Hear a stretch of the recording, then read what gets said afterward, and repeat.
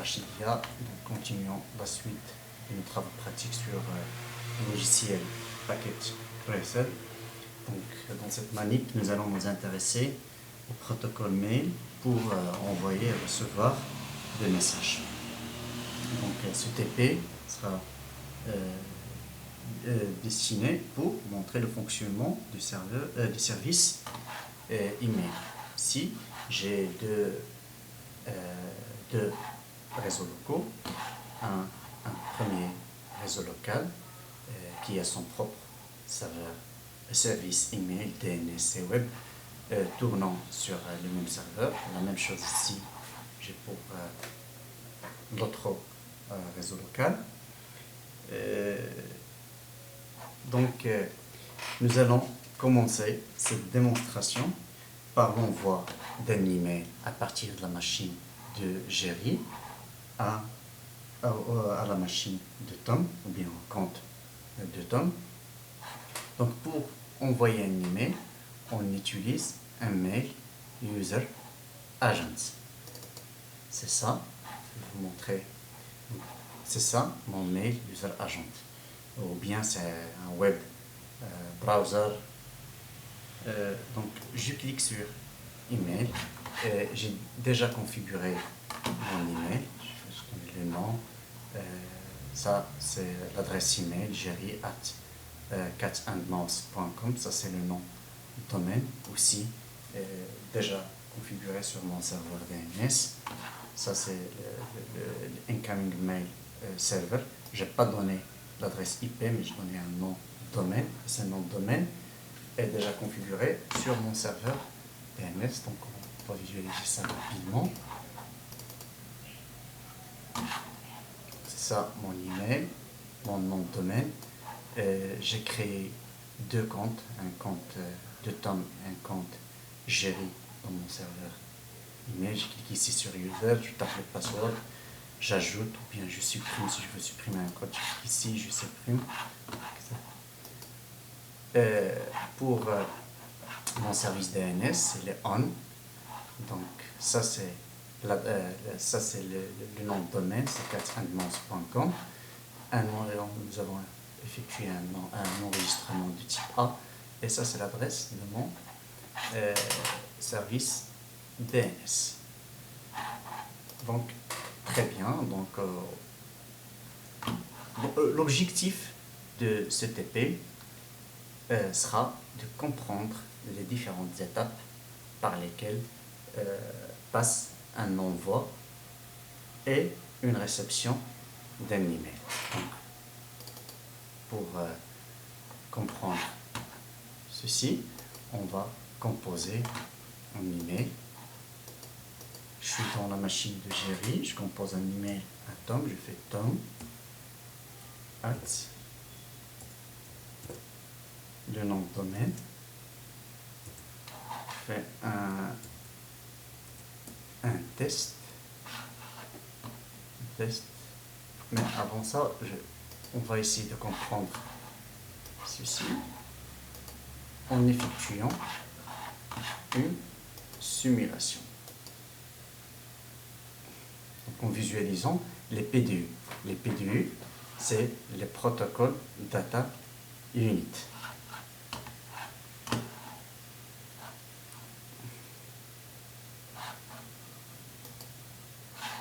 Test, et je fais ici, je fais un test.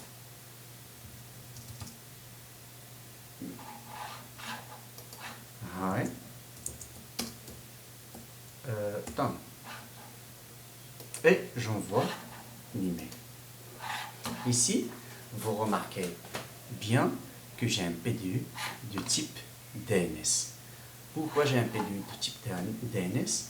Parce que lorsque j'ai configuré mon email, je n'ai pas attribué à mon serveur une adresse IP, mais plutôt un nom de domaine de catsandmouse.com. Donc c'est normal qu'il va envoyer un PDU de type DNS pour recevoir, pour savoir son adresse IP. Donc je clique ici sur PDU. Vous voyez ici qu'il se trouve dans le DNS se trouve dans la couche 7. Je fais un outbound PDU détail, le détail de mon PDU. Et vous remarquez ici qu'il y a un DNS insert, donc une demande de nom de domaine de cats.com. Je fais capture forward. Donc, le DNS va envoyer au switch, qui va envoyer au serveur, à mon serveur DNS qui se trouve sur cette adresse. Donc, si je reviens sur la configuration de mon computer ici, je vais trouver que l'adresse attribuée à mon serveur DNS, c'est de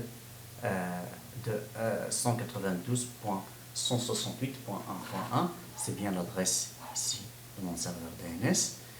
Donc, je fais un capture forward. Ici, vous allez trouver que dans mon PDU DNS, la réponse à cat and mouse, voilà, donc DNS insert, la réponse au nom de domaine, c'est ça, donc c'est ça, c'est 192.168.1.1.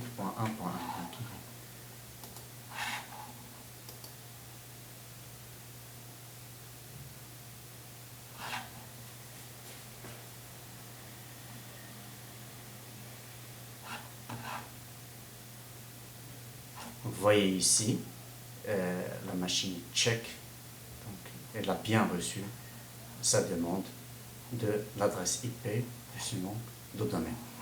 C'est à partir de maintenant que la machine va envoyer l'email. Donc pour envoyer l'email, il va utiliser le protocole SMTP. Regardez ici que la couleur de l'enveloppe a changé. Le protocole ici, c'est SMTP pour envoyer l'email. Donc, on fait la même chose. Ici, le protocole SMTP se trouve sur la couche 7. Elle utilise le port 25.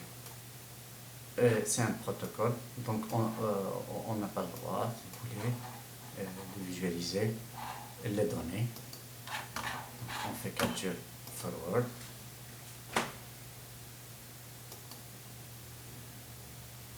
Envoyer au switch.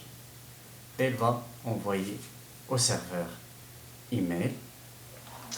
Ici, dans le serveur email, donc une fois elle a le nom de domaine, donc elle va vérifier est-ce que dans le serveur email, est-ce que l'utilisateur Tom fait partie des récipients, recipients en anglais, cela veut dire le récipient, c'est la personne censée recevoir l'email, donc il va vérifier qu'il a deux utilisateurs, il a Tom et il a Jerry. Donc, qu'est-ce qu'il va faire? Donc, il va, du moment elle a cet utilisateur, c'est en utilisant ce mail transfert agent, elle va délivrer le mail à un mail délivré agent. Et le mail, il va rester ici. Donc, il va envoyer ici. Vous regardez ici que le mail va rester ici. Et Jerry, il va recevoir une confirmation.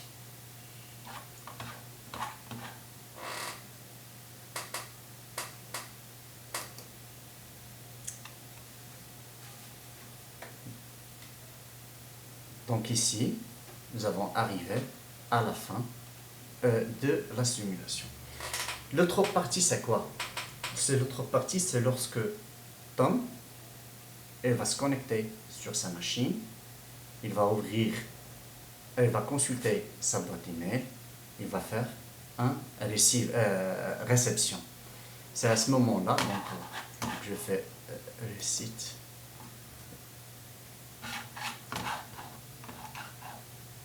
Simulation. machine de Tom.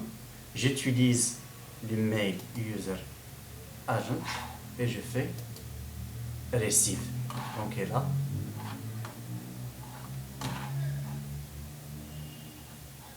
receive. Donc on va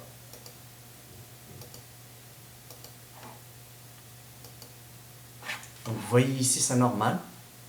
Aussi, Tom il va envoyer une demande de l'adresse IP du domaine de catandmouse.com parce que l'email a été configuré ainsi, donc j'ai pas d'adresse IP, donc il va refaire la même chose, il va envoyer à son serveur DNS, c'est la même chose, pour récupérer l'adresse IP. Donc une fois il arrive à ce niveau, donc il a eu ici, il va utiliser le protocole POP pour demander au serveur email est-ce qu'elle a un email ou pas. Vous voyez ici, il va utiliser le protocole POP.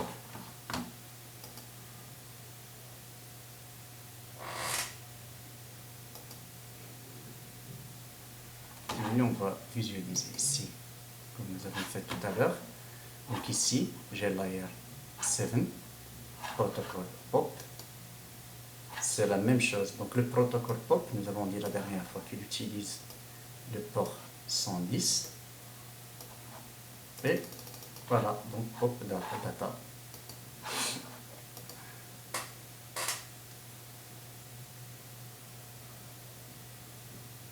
Donc ici, le protocole, et il va demander un mail delivery agent, est-ce que j'ai un email?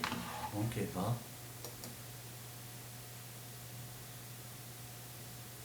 récupérer l'email envoyé par Jerry. Donc si je fais ici receive, ça c'est Jerry.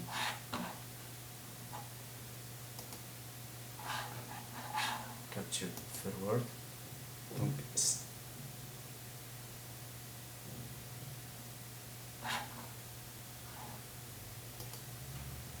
c'est ça.